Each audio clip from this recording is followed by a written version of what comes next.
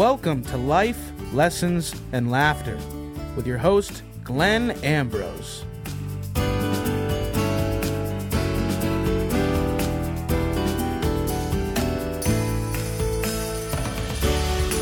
Welcome to the show, everyone. So today we are talking about healing old wounds, which I'm very impressed that just came to me because I was so focused on all the recording equipment that there's a lot of recording equipment going on right now. Yeah, so we're just talking about that. So when I said welcome to the show, I had no idea what we're talking about, but it came right in. So well, I'm proud of you. Yeah, doesn't always come right in. Also, if you're listening to this on Insight Timer, this is, which the majority of you I believe are, this is a current episode. It is October to 2018. Right, so we're going to be sprinkling in these newer episodes because the ones on Insight Timer, a lot of people don't realize that sometimes they're 4 years behind, a year ago, 2 years ago, so it's all depending on which one you're listening to. They're old episodes, so we're going to sprinkle in some new ones to keep you up to date.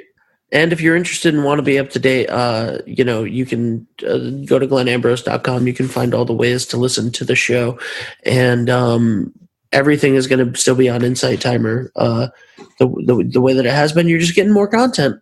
Right. So, and if you're not listening on Insight Timer is an app. A meditation app with all kinds of good information on it. So check it out. It's a phenomenal app. I highly recommend it. I love Insight Timer. I use it to meditate all the time.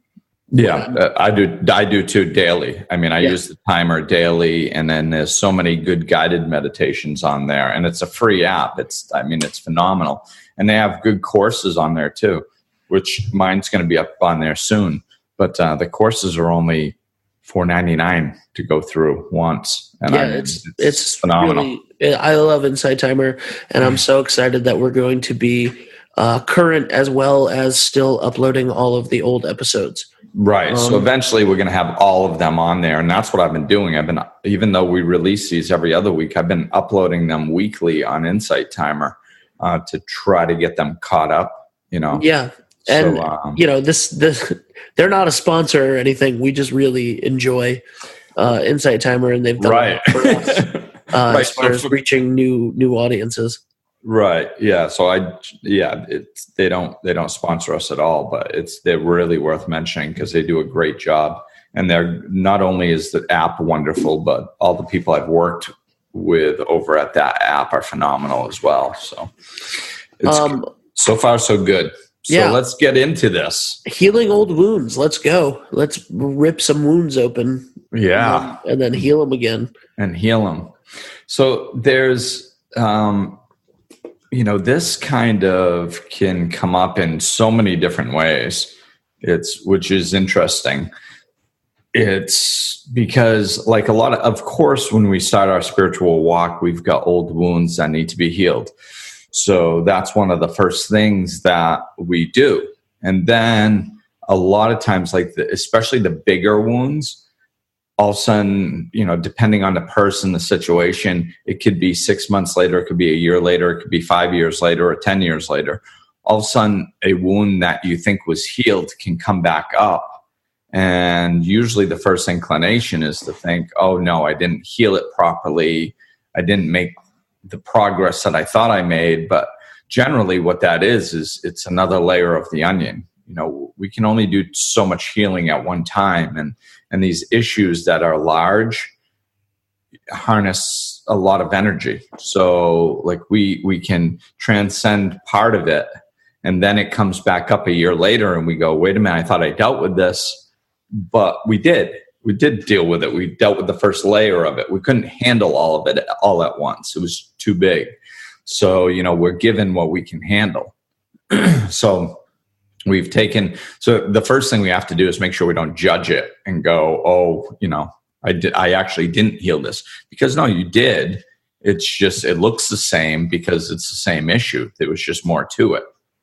And then the other thing is something that when we're transcending where we are, it's very similar. I don't know if you can use the same words. You kind of can. It's very much like healing old wounds. It's, I guess if I wanted to get more specific on it to try to differentiate it, it's kind of like letting go what no longer serves you. And so there's a level of healing that goes on with that, because basically healing is letting go of, it's not bringing it around. So letting go of what no longer serves you and opening up to higher vibrations and higher ways of being and embodying them, that is an aspect of healing old wounds. So I think that was the that was the opening that I wanted to get out there. That there's kind of multiple ways to come at this and see it, and it can happen at different stages of where you are. Yeah, and letting go of old wounds is or letting go of things that no longer serve you, I think is what is something that we've definitely touched on in the past. And why is it so difficult? Why is it difficult to let go of the things that happened in the past that caused these wounds, that make you feel a certain way, that shaped you in so many ways? You had what was the thing that you did or do, but that you and I did once with the core? The spiritual encoding? Yeah. Yeah, that's the spiritual encoding is kind of embodies a lot of aspects of it, because the first aspect is discussing it, really. So it's the reason that it's so hard to let go is because it's our intellectual processing that triggers the emotion. So basically a situation happens, we process it as negative, and then that triggers an energy called emotion. And then we don't want to feel the emotion, or we can't handle all the emotion. We don't know how to process the emotion, so we stuff it. So then it's kind of trapped within us, and then we're walking around, and every time something touches it, every time something triggers it, that energy comes back up and we re-experience it. So healing old wounds, of course, it's getting rid of that trapped energy. And I think that's kind of the part that everybody wants to get to. They go, well, when this gets touched, I don't want it triggered anymore, which is wonderful. But there's the intellectual understanding that we need to go through first, because unless we shift the way we look at it and the way we've processed it, then whenever we think of that situation or whenever something reminds us of it, it's just going to generate more negative energy because of the way we're viewing it. So, that's why, like when we did the spiritual encoding, it's really about discussing it and talking it over and coming to an understanding of how this, whatever situation happened, how we can let go of the shame around it sometimes, the hurt around it, whatever needs to be processed, whatever is causing the pain. We need to, a lot of times we feel like a victim of it. And as long as we're looking at it like we're a victim, then we're always going to be victimized by that type of situation. But if we can come to a different understanding, how some of the situations we can look at it and go, how did this happen?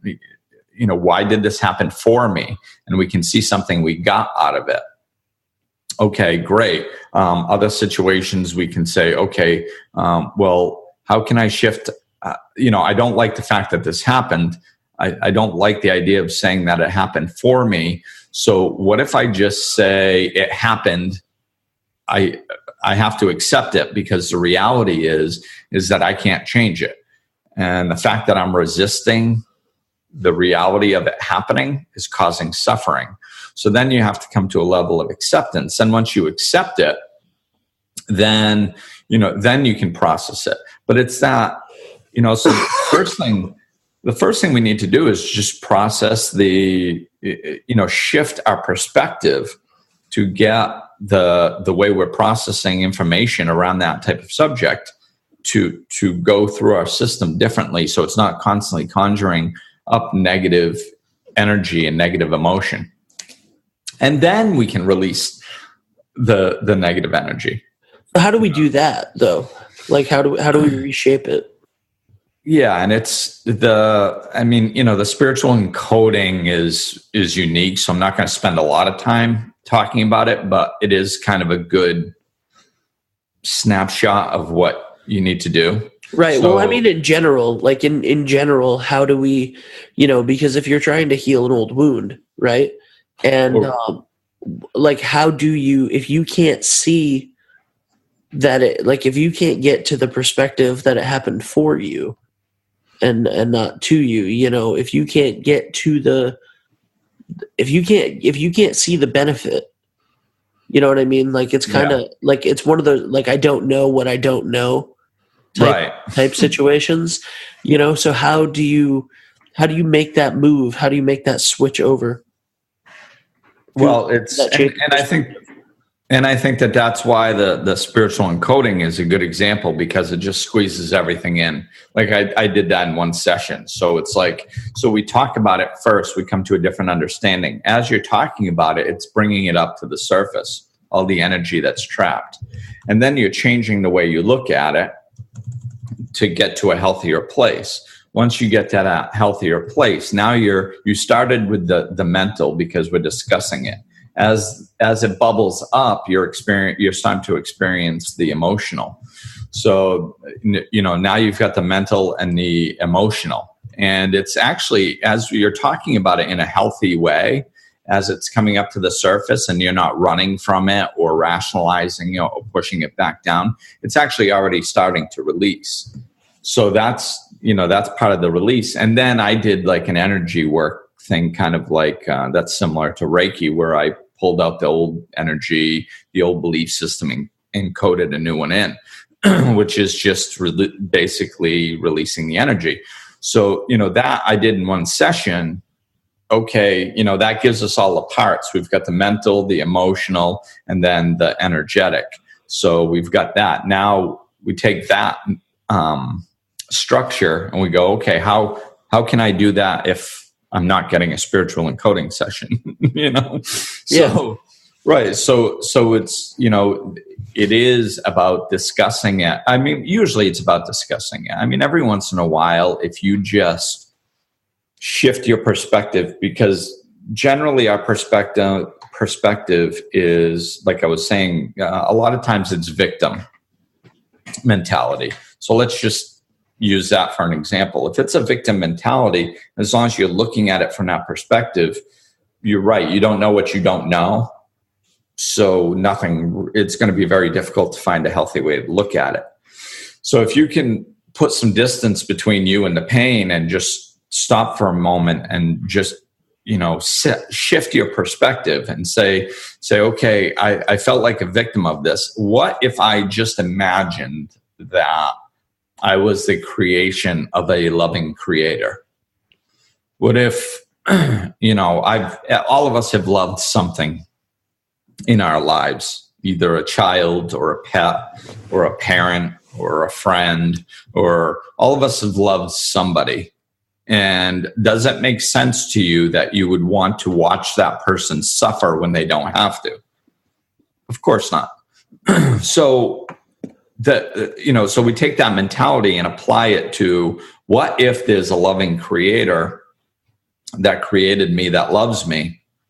They wouldn't want me to suffer needlessly. So what if I just put it through the filter of this? There must be something I can get out of this. There must be another way I can look at this, and really expand your mind out of the victim mentality to what good can come of this? How can I use this for my benefit? Not, thank God it happened, I'm glad it happened because I benefited from it. You know, some things we're never going to be glad that they happened. We don't, and that's not what we're looking to get to. We're not looking to get there and be running around to all our friends, high-fiving them that this horrible thing happened in our lives. That's not the space we're looking to get at. It's just a level of acceptance, saying it happened. And sometimes we'll be able to see how it happened for us. Sometimes we'll just be able to get to the place where it happened and my resistance to it is dragging me down. It's not benefiting me in any way. It's just making me less than I'm supposed to be. So how can I stop that and learn something from this so it actually heightens me? You know, and I think death is a good example of that. You know, you don't have to be happy that somebody died, but you can sit there and say, okay, the fact is that they did. So if they're sitting up there and they love me as much as I love them, what would they want to see looking down on me? Would they want to see me dragging my stuff through the mud and suffering for the rest of the years that I'm here on this planet? Of course not. You know, and a lot of times especially with that subject of death, the way I get people there is I tell them, you know, like, what if it was you that passed? You know, what if it was you that passed and you were up there and you were looking down at your loved ones? Would you think like, oh, thank God they destroyed the rest of their lives because now they've finally proven that they actually love me? Of course not. You know, you'd want the best for them. You know, you'd want them to go on with their lives. You'd want them to become the most the best version of themselves that they could be and experience the most happiness while they're here. You know, that's what you would want for them. So it's like, well, okay, then if you would want that for them, let's flip-flop it. That's what they want for you. You know, so once you can start getting to those types of places and understanding that, you know, honoring somebody that's passed by holding them up as a blessing and celebrating the fact that they were here for a while instead of that one day that they're gone. You know, instead of reliving that one day, it's celebrating their life by honoring them, by living your life to the fullest, you know? So, you know, it's that type of thinking that can get us to a healthier place. And once we start understanding things like that and processing it different, then we've got that wound, that emotional and energetic aspect of the wound that we need to heal. So what do you think about that, Ben? What do you think about that part? I think that you know, the victim mentality of feeling like a victim is a very very touchy subject, you know. Like, yeah, it's very touchy. Yeah, and so depending on the things that you feel victimized by, like, obviously no one is saying that there isn't validity to it, you know. There's situations where people are actually victims, you know, right? Yeah, of somebody else, or you can actually be a victim, but like, we're talking about around is healing. Right. You know, we're talking about healing. So we're talking about letting go. Right. Like somebody said to me like a while ago, they said, you have the right to be angry. And I was like, well, yeah, but I don't, could I forgo that right? Because I understand I have the right to be angry. Something happened to me where I have the right to be angry in a logical sense. But what does that get me? It gets me the ability to walk around angry. I don't want that ability. You know, so it's the same thing with victimization. Like, yeah, maybe you were a victim of something, but what does that get you? You know, I mean, yeah, you can walk around for the rest of your life going, I am a victim, and everybody can go, yeah, you're right. You're 100% right. You're a victim. Okay. And So you get to walk around unhappy for the rest of your life as a victim. There's got to be some point where you say, I don't want to walk around feeling like a victim anymore. That's when you can get to a level of acceptance. So if you can look at it and go, okay, I accept the reality that it happened, and wishing it was different doesn't get me anything. It doesn't bring joy, peace, happiness into my heart, into my life. It doesn't expand this world. It doesn't make me have better relationships with anybody else. I'm here for a finite time. What are you going to do with it? And again, it doesn't mean that you can't go through a process of grieving, and some of this stuff doesn't take time. I'm not saying it's a flip of the switch. What I'm saying is, at some point, if you're always looking at yourself as a victim, you're never going to experience peace and happiness. And if that's what your choice is, that's fine. I'm not going to argue with you. You have the right to feel like a victim forever. But if you'd like to experience peace and happiness and joy, then you can continue listening, and try to implement some of this stuff to the best of your ability. And it's going to be difficult. Yeah. Healing. And it's going to be a process. Most likely. Doesn't have to be, but we've got all these mental blocks in the way of how we think things are. That kind of, in theory, we could just let everything go and just, everything's wonderful. My experience is it doesn't usually happen that way. What are some old wounds that what are some specific examples of old wounds and how they were dealt with? Well, either from you or people that historically, anything like that. Yeah, I'll use mine just because I would never use one of my clients, obviously. No, you're right, exactly, yeah. But it's easier that way. You get a personal take on it, and they're healed. So I don't mind bringing them up. That's kind of the point. It's like when 15 years ago, I came in the door, the spiritual door. My awakenings happened by going through the 12 steps and getting sober. So one of the big things with that is, the most obvious ones are steps 4 and 5, making a personal inventory of all those you've harms done others, resentments, all that stuff, writing it down, looking at it, and then going over it with your sponsor, going through it in detail. And, my sponsor helped me see how I played a part in all the things that were going on in my life that I didn't like. So that's a big part of it. And then the other aspects of it are steps 8 and 9, where you go out and make amends.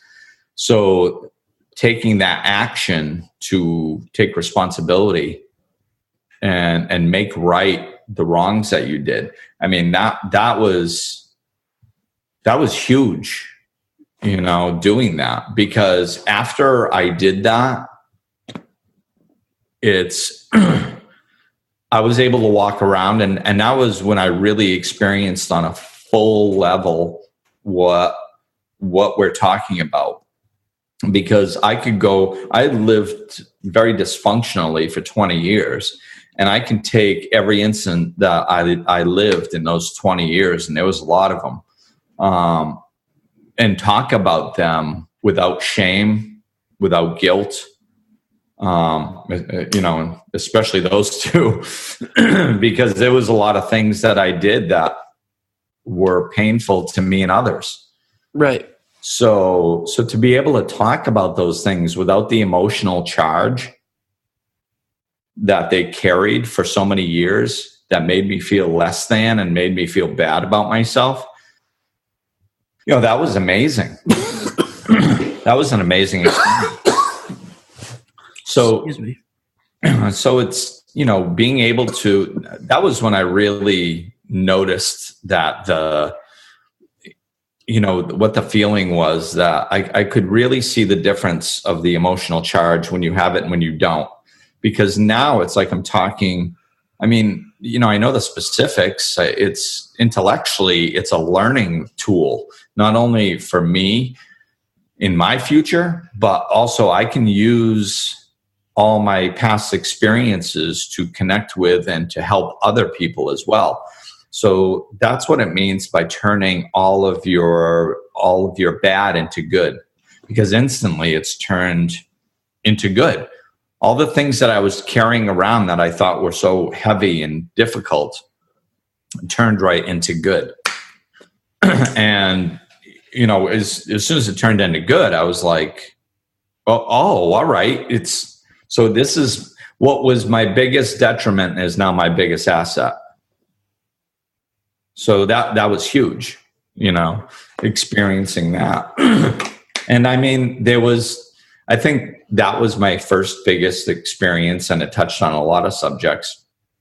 And then the other biggest one, and I'm thinking of the chunks of things I did, was my family of origin stuff.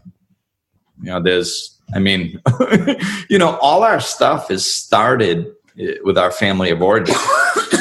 So it's explain that a little bit more. I'm not familiar with the family of origin. Family of origin is what we grew up in. So It's like our belief system is basically set between the ages of 4 and 8. So we're taught things all as we're growing up. We're exposed to things and all this stuff, and we're new in this earth. We came from a place of all love, and then all of a sudden we come in here, and it takes us like up to 8 years, sometimes longer, of course, to make sense of the reality that we're in here. 31. Yeah. And counting. Yeah. And counting.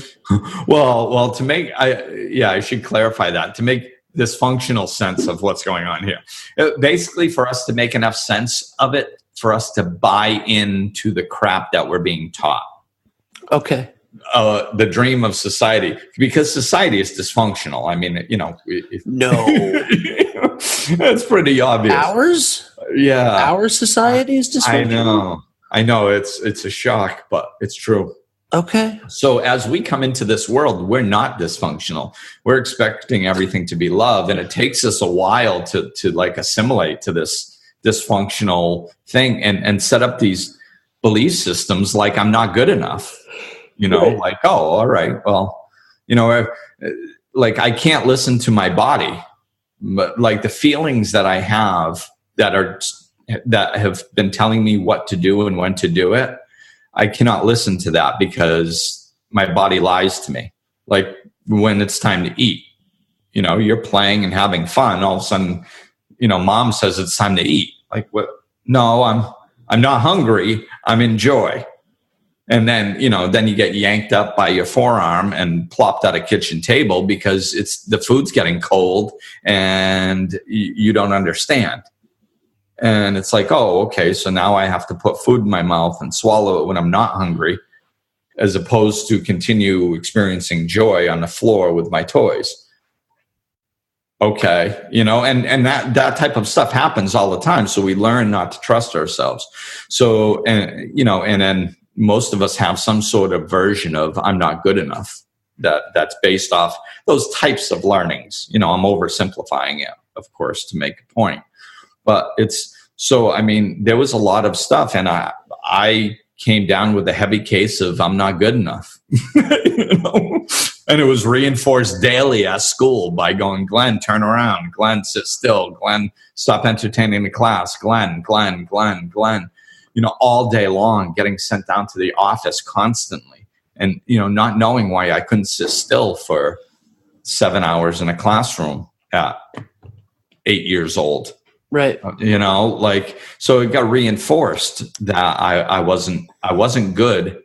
What I was doing, I was literally incapable of not entertaining myself. I mean, I could not just sit there still, like for class period and actually pay attention to what somebody was talking about. I couldn't do it. So I got punished over and over and over again. And then after a while, then you wonder why by the time I hit, 13 years old, I started breaking left. It's like, Of course. But I had to heal all that. I had to come to a different understanding of what, that core belief system that I had developed in it as a young child, that I wasn't good enough, and understand that I am good enough, and that's a big one. That's a big chunk of emotion and energy that needs to be released.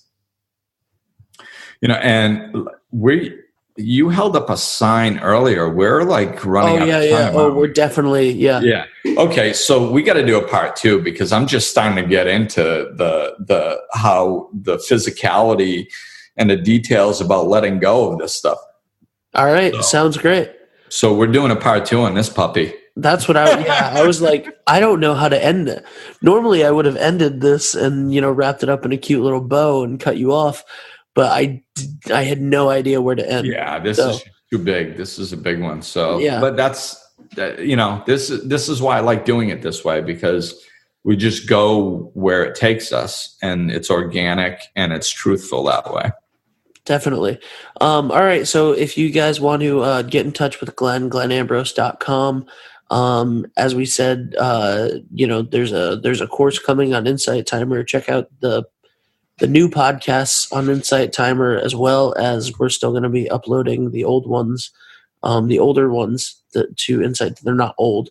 So we're getting caught up. I think this is 122 session. Yep. And I think on Insight Timer, we're somewhere around, I'm going to ballpark somewhere around 80, 85, possibly 90.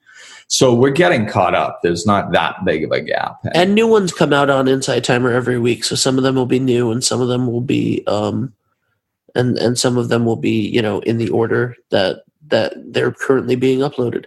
Right. And if you want to find out anything else, just go to glennambrose.com. Join us on Patreon to find videos of this and a bunch of other exclusive content. Glenn, is there anything else you want to talk about? No, I think that's it. I'm still in the healing mode, so I'm ready for part 2. All right, we will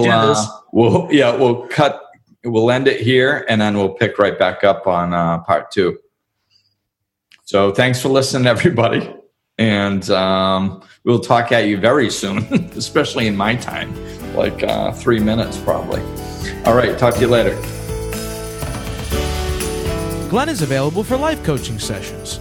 To book an appointment or for more information, go to glennambrose.com, follow him on Facebook and Twitter, or click the link in the description of this episode.